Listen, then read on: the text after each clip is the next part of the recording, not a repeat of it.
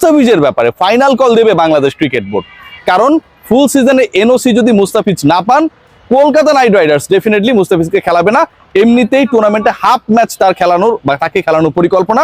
সেই জায়গায় যদি মাঝখানে মুস্তাফিজ মাসখানেকের জন্য চলে আসেন, দেশে ক্যাম্প হবে, পাকিস্তানে ক্যাম্প হবে, 3টা ওয়ানডে 3টা টি20, তারপরে এই ট্রাভেল শেষ করে রেস্ট নিয়ে দেন হচ্ছে আবার গিয়ে খেলতে হবে আইপিএলে।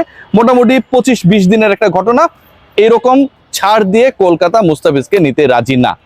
বাংলাদেশ ক্রিকেট বোর্ড তারা কনফিউজড একটা ব্যাপারে, যে এরকম দুজন পেসারকে, তাসকিনকে না হয় আমরা ছেড়েই দিলাম, মুস্তাফিজকেও যদি ছাড়ি, অ্যান্ড লিমিটেড ওভার ক্রিকেটে দুজনই আমার জন্য গুরুত্বপূর্ণ, তাহলে কি বাংলাদেশ দল তাসকিন মুস্তাফিজকে ছাড়াই পাকিস্তানের বিপক্ষে খেলবে? এই যে কনফিউশন, এই যে ডিসিশন মেকিং এর ডিলেমা, এটাতে বিসিবি এখন একটা ফেসবুকে চোখ রাখছে।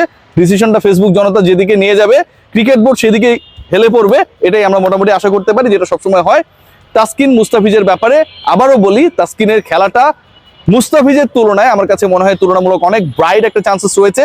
বাট মুস্তাফিজের ক্ষেত্রে সবচেয়ে বড় সমস্যার জায়গা, ফুল সিজনে এনওসি বাংলাদেশ ক্রিকেট বোর্ড মুস্তাফিজকে দিতে আগ্রহী না, specially during the Pakistan series. Bangladesh যেখানটায় গিয়ে 3টা ওয়ানডে 3টা টি20 খেলবে।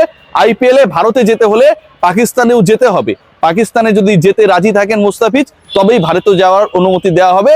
আর ভারত যদি মুস্তাফিজকে নেয়, পাকিস্তানে যাওয়া মুস্তাফিজকে নিতে চায় না, তারা ফুল সিজনের জন্য মুস্তাফিজকে চায়।